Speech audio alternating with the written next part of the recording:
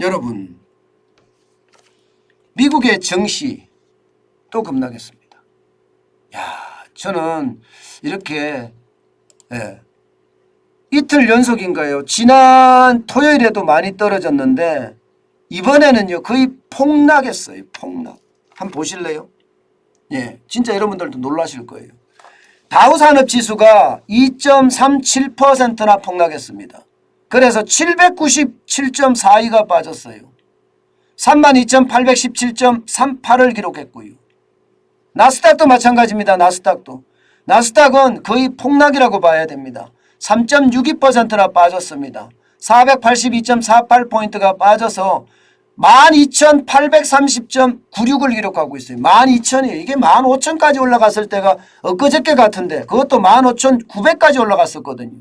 그런데 지금 12,800까지 떨어졌으니 이것은 어떻게 생각하면 엄청나게 떨어진 거죠. 왜 이렇게 떨어졌을까요? 간단합니다. 이렇게 떨어진 데는요. 당연히 지금 러시아가 우크라이나를 침공한 게 영향을 많이 미쳤고요.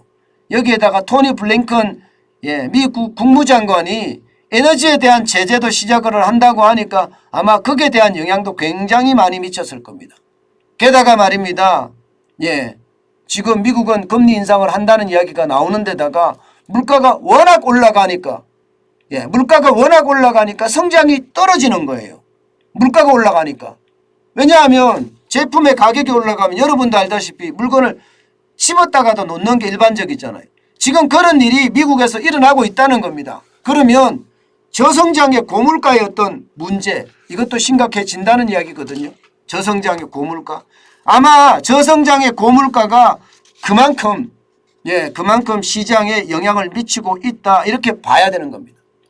게다가 러시아에 대한 에너지 제재, 에너지에 대한 판매 수입이라든가 이걸 못하게 만드는 에너지 제재는요, 아마 이 물가 폭등에 기름을 붓는 격이 아닐까, 그렇게 예상을 하고 있습니다.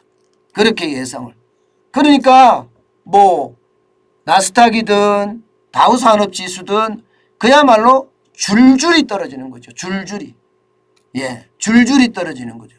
실제 보면요, 경기 둔화 우려가 커지면서 말입니다. 금융주가 쭉쭉 미끄러지고요. 기술주도 떨어지고 있습니다. 기술주도. 테슬라도 3.84%가 떨어졌거든요. 아마존닷컴도 마찬가지 떨어지고요. 5.33%가 떨어졌습니다. 소비재도 마찬가지예요. 소비재. 맥도날드 이런 게 소비재잖아요. 4.87%나 떨어졌습니다. 굉장히 많이 떨어진다는 거죠. 게다가 말입니다. 시장 자체에서 오는 그 위기감은요, 점점 스태그플레이션에 대한 위기감으로 점점 커지고 있습니다.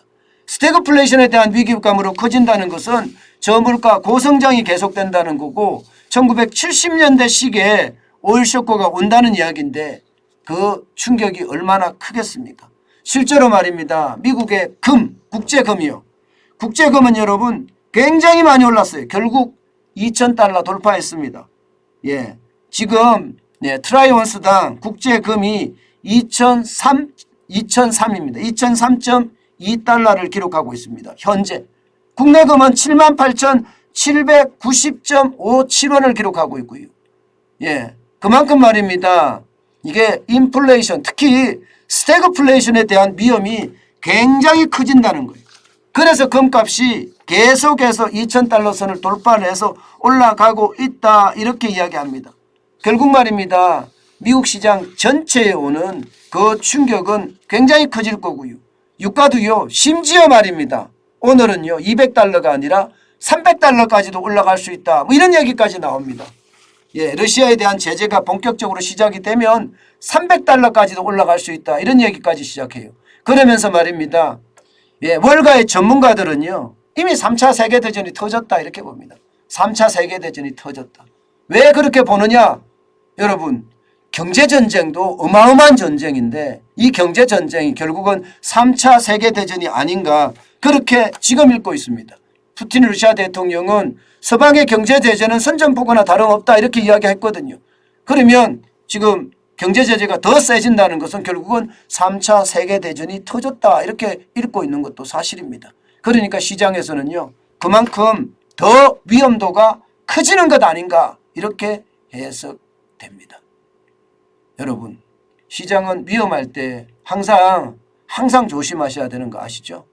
예, 늘 여러분 정환진 TV를 보면서 위험에 대한 그 방안 그리고 위험에 대한 해결책 찾아보시기 바라겠습니다.